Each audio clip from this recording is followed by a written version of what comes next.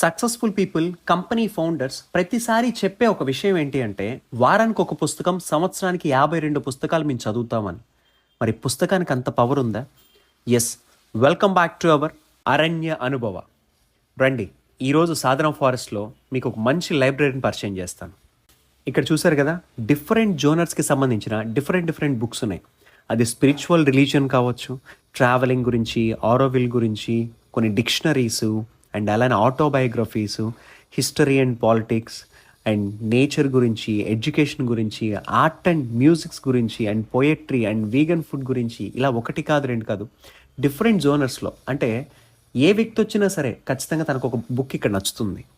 మరి ఇందులో finally learning point ఏంటంటే, ఈరోజు పుస్తకానికి ఉన్న పవర్ కేవలం పుస్తకం మనసును మార్చడమే కాదు, మన గమ్యాన్ని కూడా మారుస్తుంది.